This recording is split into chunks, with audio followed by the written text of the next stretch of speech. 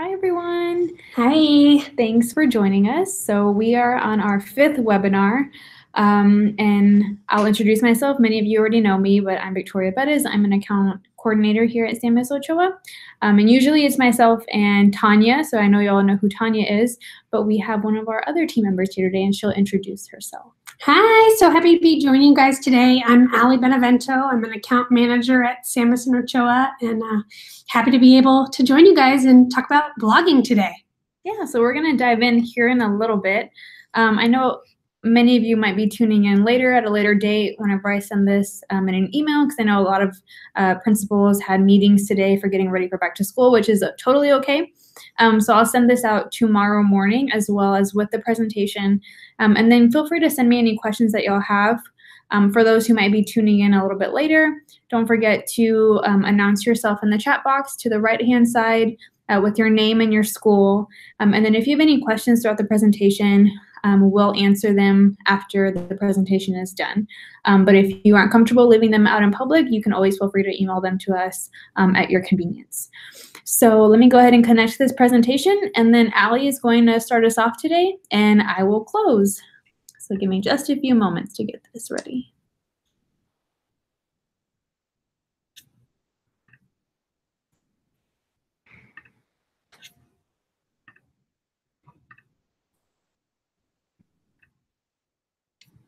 Let's see, maybe we'll do this instead. Yeah, let's start from the beginning.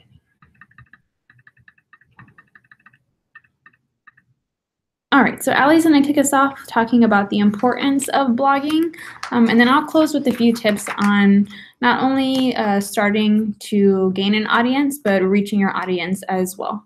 So Ali will kick us off. All right, welcome, welcome. So blogging for beginners.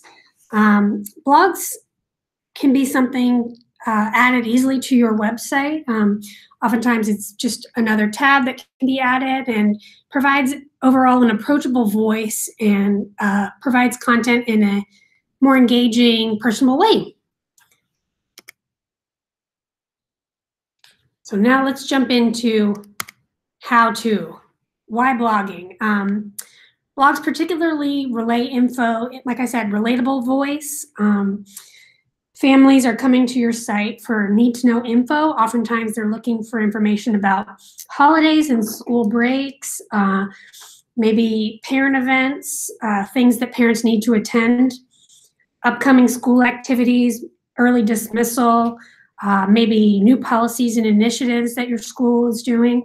And prospects are coming to your site too. They might be exploring what kind of offerings your school has, as well as, and this other type of information, they might be diving into the different things that you're hosting, different school activities which give the new visitors exploring the site an idea of the school's personality a little bit. So getting started, as I said, blogs can easily be integrated into your school website. But before you dive into creating a blog, you need to kind of stop and think about the goal for the blog. The goal, as well as audience, who are you trying to reach? And then content, how often are you going to post? Is this going to be ongoing? What's the length of each post? Who's going to be doing the post? These are all kind of a bigger conversation that needs to be had before you deep dive and start just taking off with your blog. But these are all, it's easy to do. The content can all come from the voice of the principal or from your own voice. So it's nothing to be afraid of. It's something fun that just adds a little more personality to your brand. So number one, understanding your audience. It's important to identify the different type of folks who are going to be coming to your site. Maybe 3 to 4 key audiences that you think will be interested in reading your blog articles.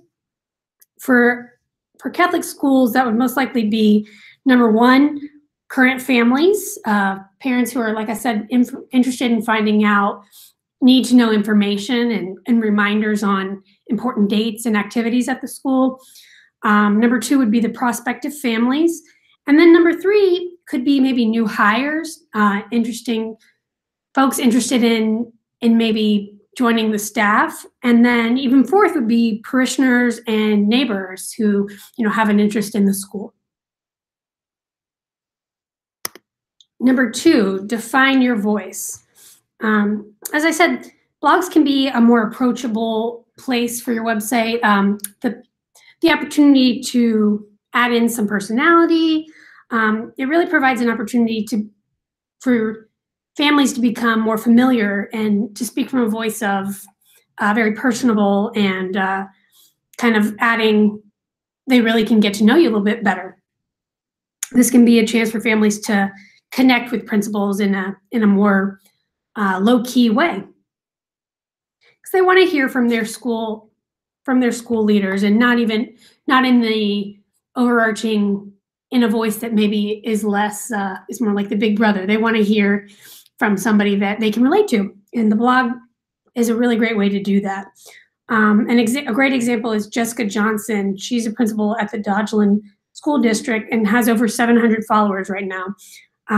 This was built through timely, informative, and personal articles, and her school really is able to connect with her through blogs.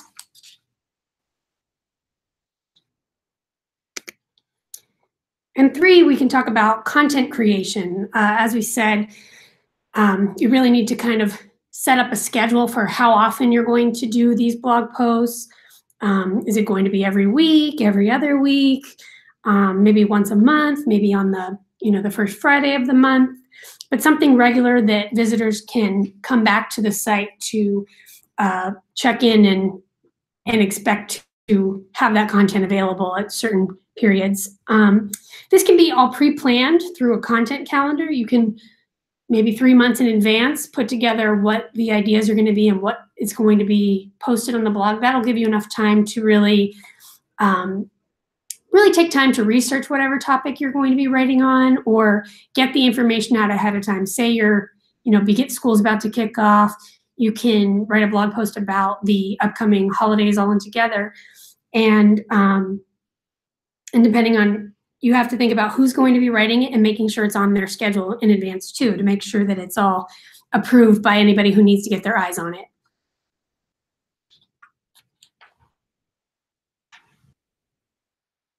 And next, defining a goal. Oftentimes, blog posts can be informational in nature, but it's also the chance to add in a call to action. Besides relaying info, you might be able to add a link to maybe a RSVP sign up for something. You might be able to add a link to joining an email list for new prospects, or maybe in the case of looking for new hires, you could even direct them to a link or to an email address for new hires. So you can get some more from your blogs, not just relaying info, but also providing an opportunity to intake information from folks with your blog. And those are just the basics. And now Victoria will talk about how to make a blog successful. Yeah, so I'll get started on the second portion of the presentation and just kind of echo a little bit more in depth of what Allie just talked about. So those are all the great basics to have for starting a blog, or at least the key points to hit whenever you first start a blog. But I'll talk a little bit more on, now you have your plan on how you're going to start your blog, what you want your blog to be about. But now the bigger part comes in of understanding now how to reach your audience, as well as gain a bigger audience. So we'll start by talking about how a blog needs to be a problem solver. So most often than not, you'll have readers look at a blog or visit a blog or search for a blog because they have a problem they need to solve. So it might be something, even if you think of common blogs that are out there, like cooking blogs, parenting, even home decor. These are all categories that readers are looking to solve maybe an issue they have, or they're looking for different perspectives or mindsets that they want to adopt. And so having that in mind helps you to kind of frame, helps you to understand how you need to frame your blog. So really popular blogs out there, readers don't just go to their blog because they just want to visit it. They go because they see value in the content. And that's what keeps them coming back, because it solves a problem or it offers a solution to something that they might have. Tenured bloggers suggest you actually own in on your content. So that means basically find a particular niche that you have or that you want to appeal to your audience. Because once you can do that, then that's how you own in on that specific problem. And there you can actually target your specific audience who has that problem. So it's really important to keep in mind that you're not necessarily the main character in the story of your brand or your blog. You might be, of course, on the cover, and there might be photos of you, etc. But really the main character is your reader. And so having that mindset when you're either writing a blog post or brainstorming topics really helps you how to connect with your audience the best way. Focus on the problems that they would want to solve rather than trying to coach them how to be just like you. You want something that you can offer to them, a value that they can either adopt and take home or that they can use in their everyday life. So if you can't offer a solution, readers will most likely lose interest. And if you can be this problem solver or offer this solution, then they're more reluctant to share your post, and that increases your readability as well. So that's the first part, being a problem solver. The second portion is optimizing your SEO, and this is a big part of this second part of the presentation. So a lot of people may not be aware what SEO is when it comes to blogging or even in general, but SEO stands for search engine optimization. So a search engine optimized blog post leaves potential for higher traffic for that particular blog post. And if you can understand SEO correctly, then it's going to make all the difference for your blog. It really is, in increasing your audience and getting the most eyes on it as possible. So this might be a good portion for you to pull out a notepad and take notes. Of course, I'll be sending this presentation as well as some notes tomorrow morning. But if you want to take any other notes for key points I'll hit on, that would be most helpful. So a search engine optimized blog post, like I said, means that there's potential for more traffic on your blog. So for example, for those who make money off of their blog, it means increased income. But for those who are just trying to be extremely helpful and offer value, I mean, it still works just as well because you're trying to help these readers solve a particular problem. And so not only does it get you the most eyeballs on your blog, but it increases your chances of being ranked higher in various search engines. So step one is to install an SEO plugin. So you can create a search engine optimized blog post without using an SEO plugin. However, these plugins are very beneficial in ensuring that not only the blog post, but the entire website is search engine optimized. So WordPress is something to use to blog, essentially. You use WordPress, and through WordPress, you can actually install SEO plugins. So for example, Yoast is one, Y-O-A-S-T. That's a plugin for SEO needs that you can, but there's other various ones that you can read up on and see which one works best for you. So first, you want to install one. Second, you're going to determine your keywords. Before you actually start using your keywords, you need to figure out what is the best keyword or phrase to use within your blog. So Google actually offers tools to help you identify this, and that's called the Google Keyword Planner. And I'll include that in the notes that I send over. But it helps you to do keyword research to help you which ones actually work the best in your blog and that are going to work the best for you. So you do need to have a Google AdWords account to use the keyword planner, but you don't have to pay anything, so don't worry about that. The first thing to do is to research your keyword. So you want to visit Google Keyword Planner and type your keywords into the chat box or into the box that says Find New Keywords. Once you've typed that in your keywords, you can click on Get Started, and it's actually going to help you locate which are the best keywords to use. So for example, a set of keywords would be make money blogging. So you'll see a list of results that includes your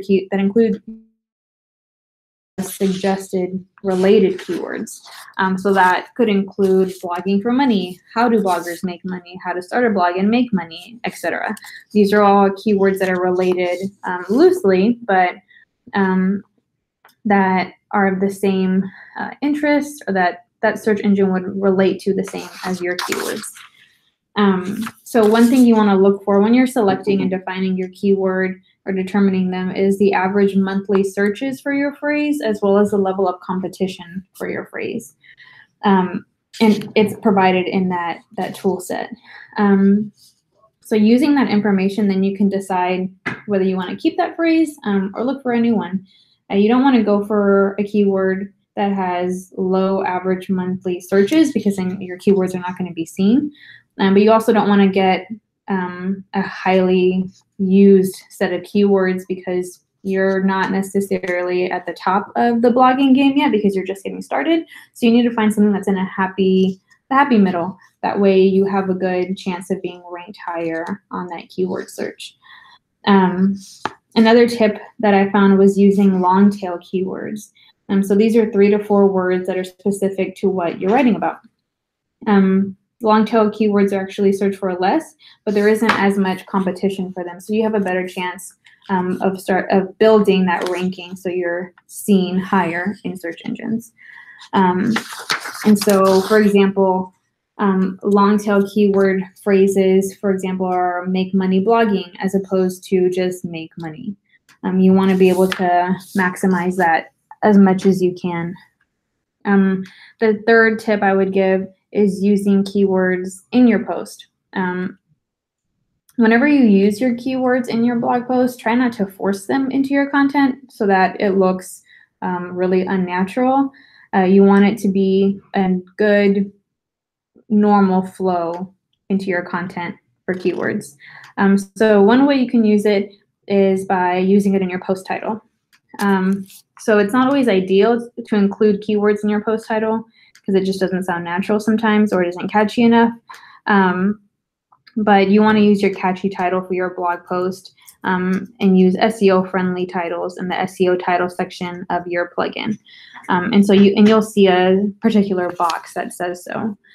That way, when your readers see the catchy title and the search engine sees the optimized keyword title, it'll pick that up a lot easier. Next, there's also a box entitled meta description. When it comes to that description, that's where you want to use your keywords. Meta description is basically whenever you search for a particular topic and it pulls up an article or a blog, it's that little description underneath the title of the blog as well as the URL. So when you see it in Google and you see that really short description when you Google something, that is the meta description. That's where you also want to plug in your keywords. And then, of course, the third is to use it throughout your post. You want to try to use your keyword phrase within like the first 200 characters or so. That helps SEO to be able to track that and find those keywords. But of course, always make sure that it sounds natural and not forced into your content. The next tip is using headings. So whenever you use WordPress, you have 6 different types of headings to use. And that's heading 1 through heading 6.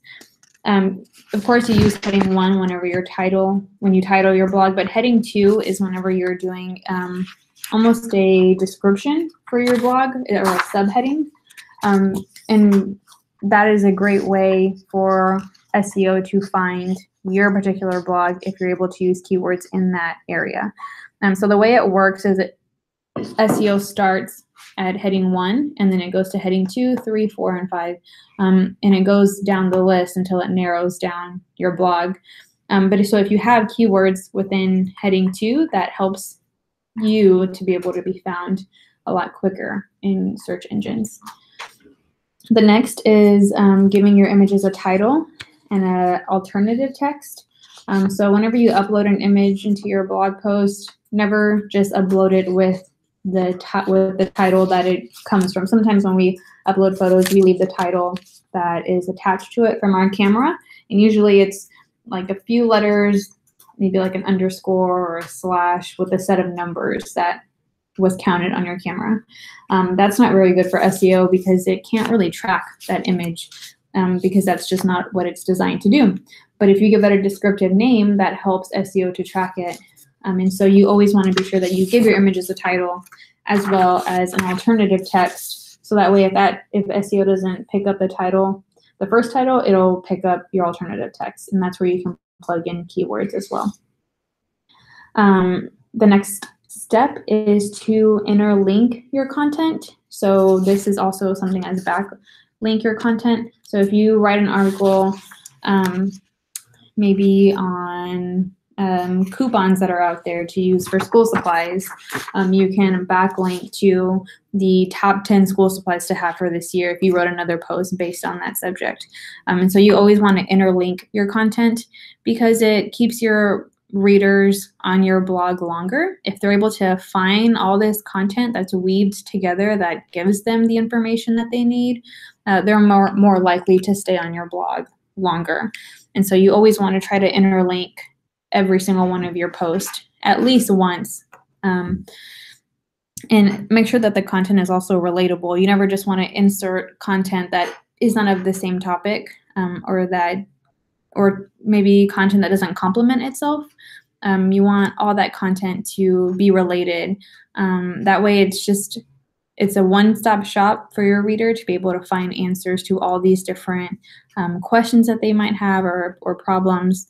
And so that's the reason why you want all of your content to be uniform. The next thing is checking your permalink. So your permalink is the link actually to your blog, and ensuring that that's really friendly for the reader and for your blog post. So make sure that your permalink is a lot simpler than what you imagine. You don't want it to be too long.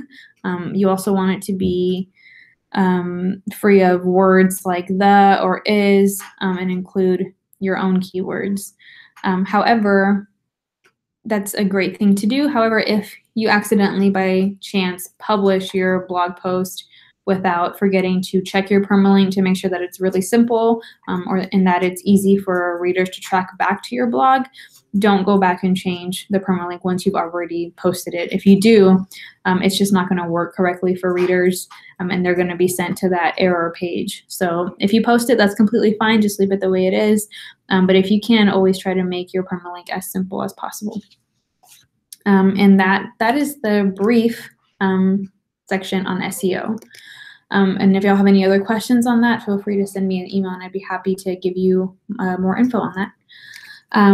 The next thing is to plan your posts. So you want to publish regularly and create a schedule that you can really stick with. If you can post weekly, that's great. Most bloggers try to aim for that, but if not, then you can try bi-monthly, whatever works best for you. But you do want to maintain that consistency and try to post as much as it's comfortable for you in your schedule. Don't overexert yourself to where you're starting to just produce all this content because you want to get as much out, but it's not of great quality. So never compromise that. Always do what is best for you, but make sure that it's also consistent. And bloggers struggle with writing consistently of just various things. They might be distracted by other things going on, or even sometimes it's just coming up with new ideas. WordPress actually has a built-in editorial calendar that you can use, and it's on your WordPress dashboard. And that allows you to kind of move around posts and change dates as well as manage your drafts and etc.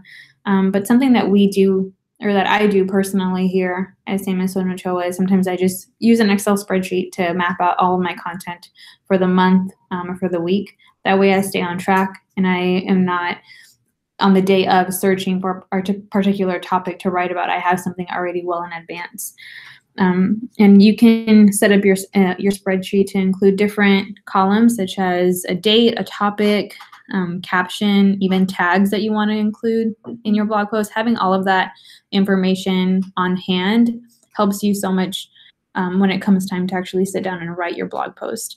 It saves you all that time of doing all that research rather If you have it on hand, it's so much easier to write your content and just press upload. So you want to be sure that you have that content calendar.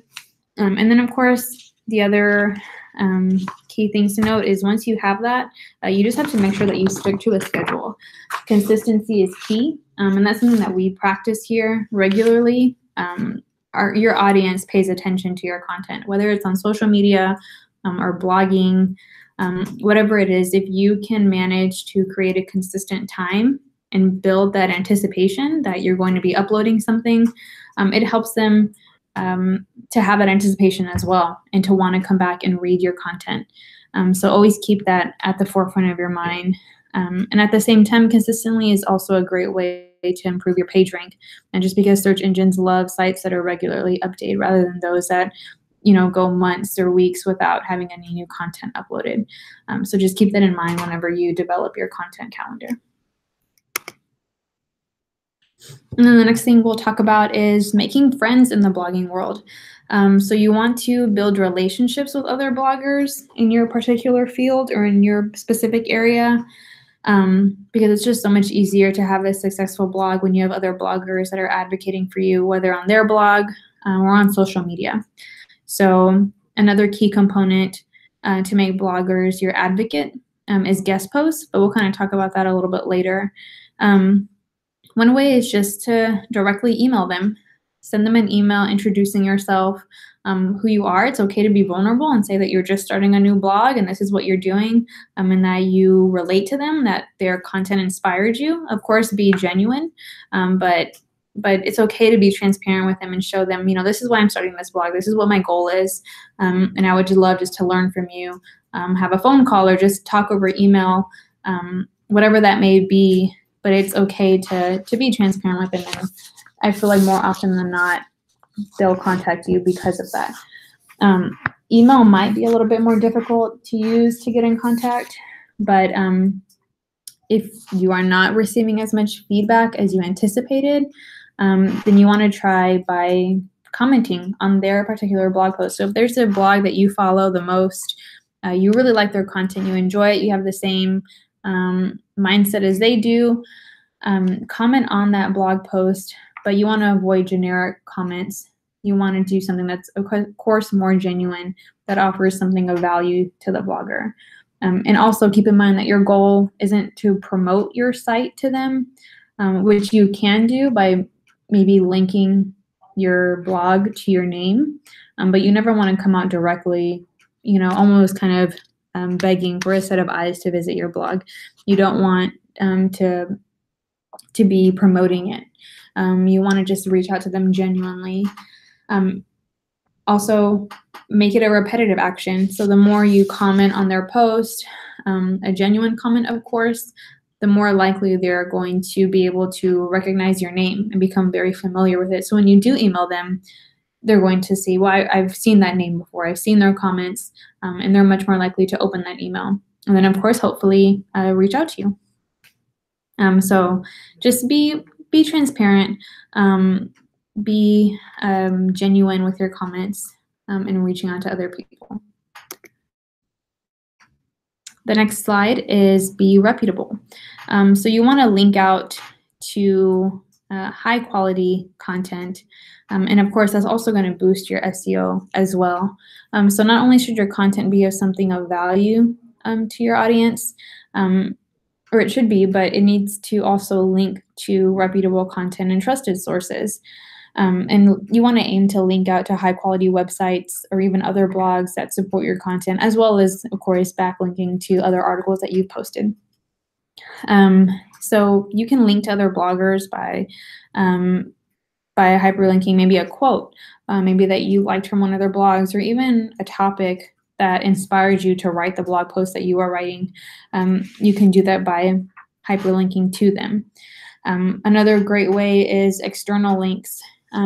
Using external links to build up your article and support it by linking back to data or other news articles, whatever it may be. If you're able to set that precedent for your blog post, it's more often going to show your readers that you have an interest in not only sharing your opinion, but educating them by offering a study or a policy that supports your article.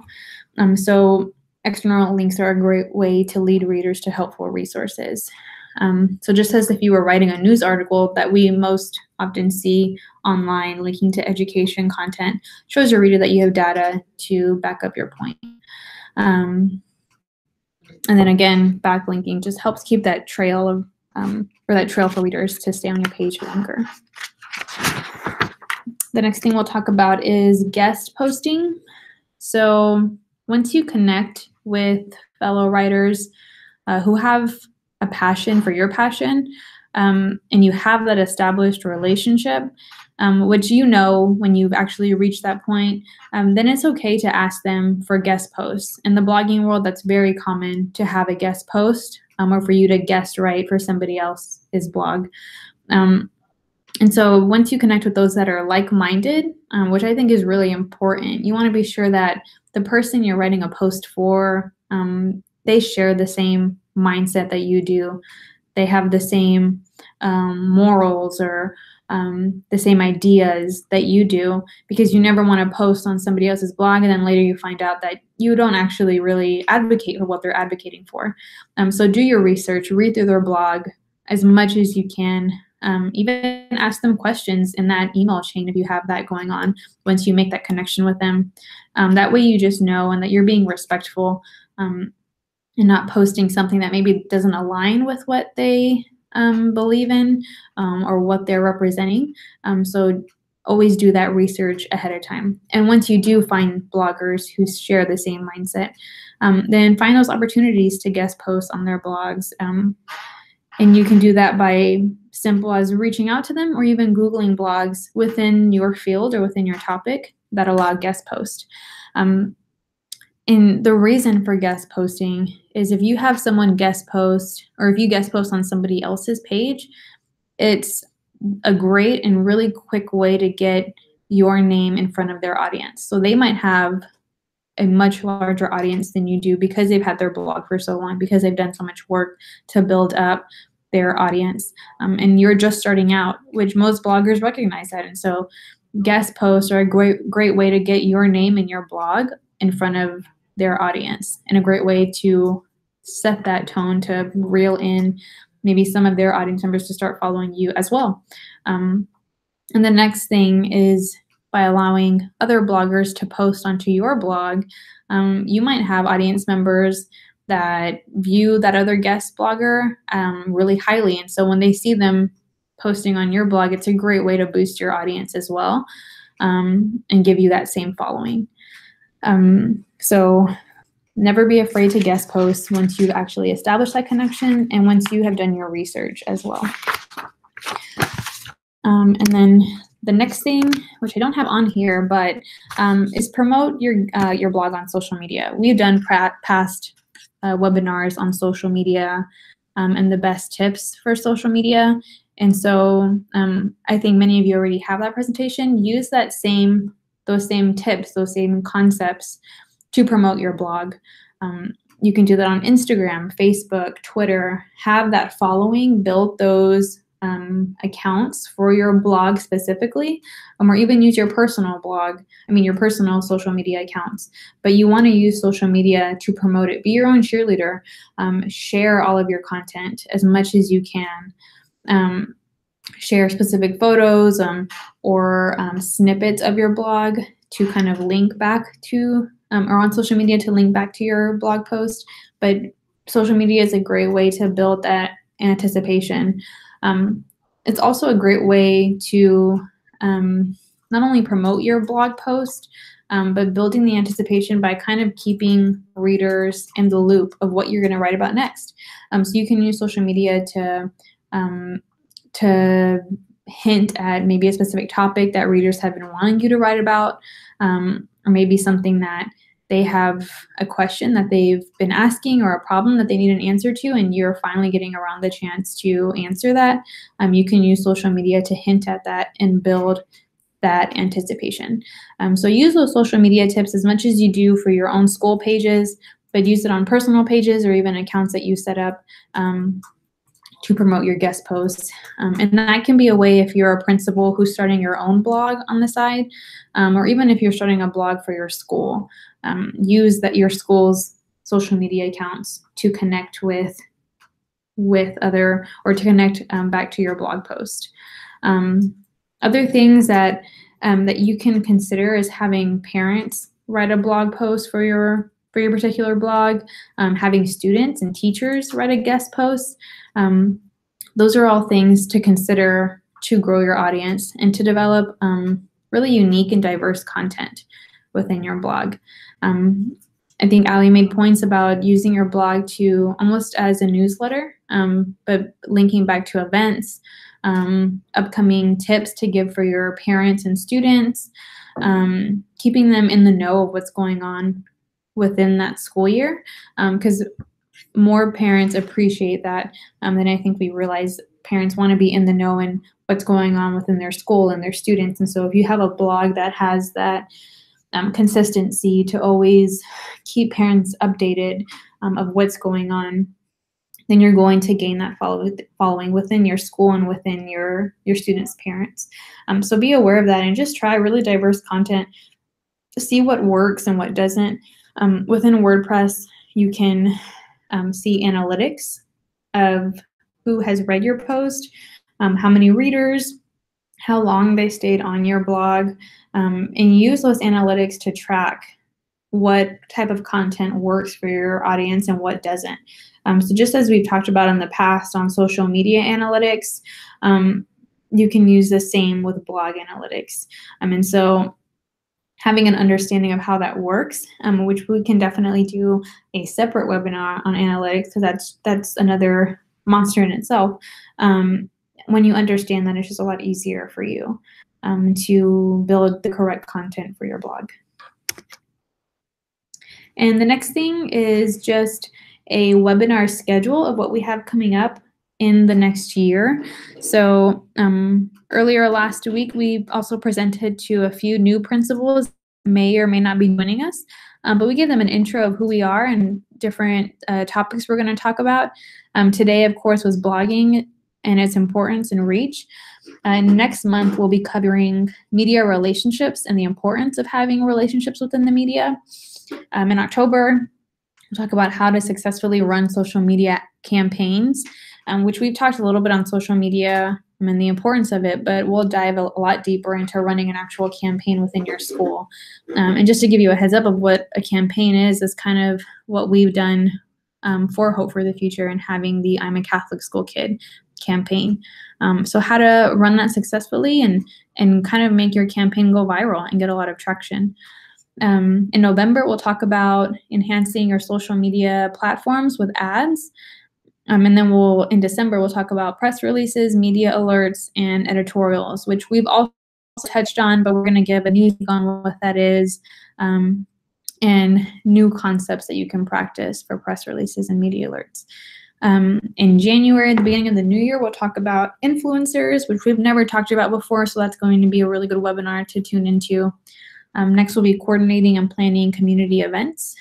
We'll touch on angling pitches and telling stories, transitioning trends in digital media, which is ever evolving within this industry, PR for internal communication. And then in the summer, we'll talk about just keeping your story alive during summer break. That's always something that schools might have a hard time with on social media, or even just in general, by sharing with actual media. And so keeping your story alive and keeping your school within the news during summer when school is not actually going on is a great way to enhance your following and enhance your awareness.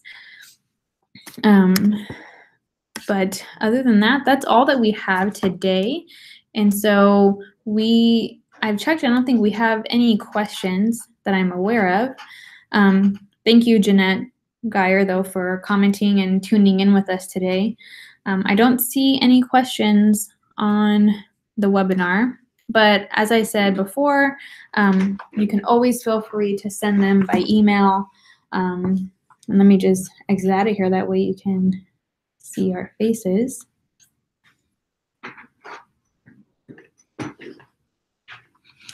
But like we've said before, you can always email us with questions that you have, anything regarding starting a blog, even if your school doesn't have one. Whatever questions it may be, you can always ask us, and we are going to give you the best answer that we can. So thank you guys for joining us today. Thanks so much, and Alex. happy blogging. I'm excited for the different ideas you guys might have, and looking forward to seeing what kind of blog posts you guys produce. Yeah. Thank you so much for joining us, and we'll see y'all next month. Bye.